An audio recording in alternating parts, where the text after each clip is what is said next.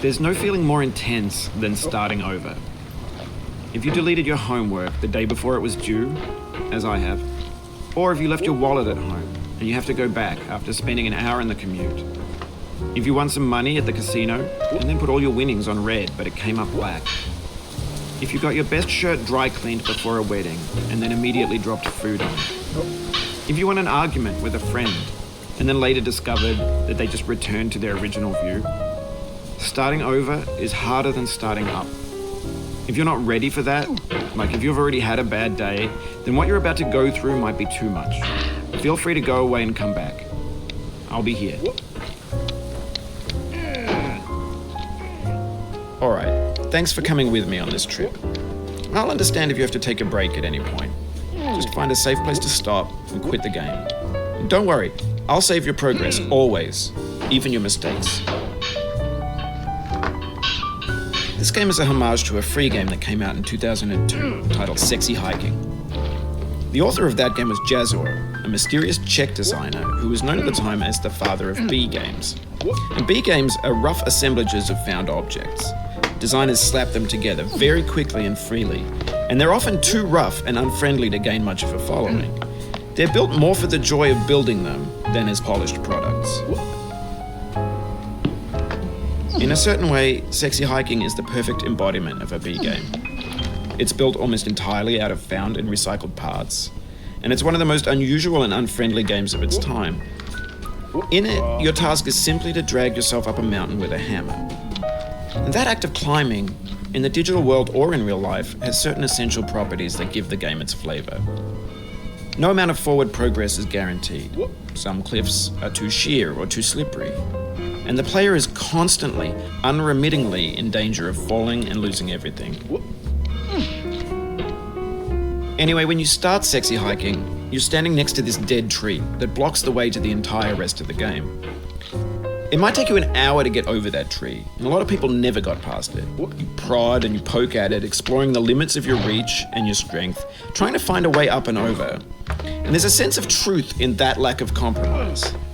Most obstacles in video game worlds are fake. You can be completely confident in your ability to get through them once you have the correct method or the correct equipment or just by spending enough time. In that sense, every pixelated obstacle in Sexy Hiking is real. The obstacles in Sexy Hiking are unyielding, and that makes the game uniquely frustrating. But I'm not sure Jazuo intended to make a frustrating game. The frustration is just essential to the act of climbing, and it's authentic to the process of building a game about climbing. A funny thing happened to me as I was building this mountain. I'd have an idea for a new obstacle, and I'd build it, test it, and it would usually turn out to be unreasonably hard. But I couldn't bring myself to make it easier. It already felt like my inability to get past the new obstacle was my fault as a player rather than as a builder. Imaginary mountains build themselves from our efforts to climb them, and it's our repeated attempts to reach the summit that turns those mountains into something real. When you're building a video game world, you're building with ideas, and that can be like working with quickset cement.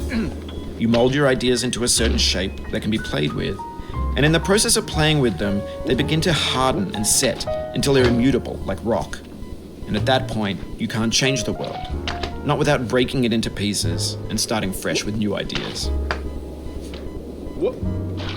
For years now, people have been predicting that games would soon be made out of prefabricated objects, bought in a store and assembled into a world.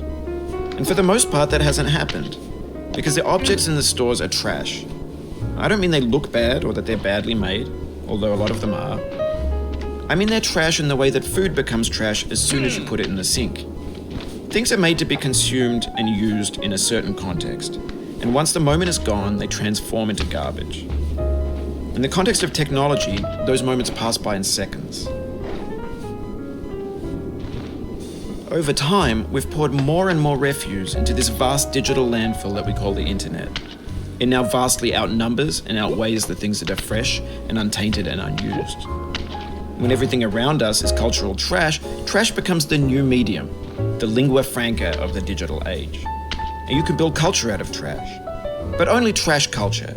B games, B movies, B music, B philosophy. Maybe this is what digital culture is.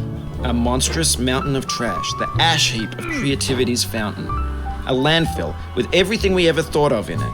Grand, infinite, and unsorted. There's 3D models of breakfast, Gen X's fanfic novels, Scan magazines, green screen Shia LaBeouf, banned stuff scenes on Live League. Facebook's got lifelike bots with unbranded adverts and candid shots of Kanye and Taylor Swift mashups, car crash epic failed GIFs, Russian dashcam vids, discussions of McRibs, discarded, forgotten, unrecycled, muddled, rotten, untitled. Everything's fresh.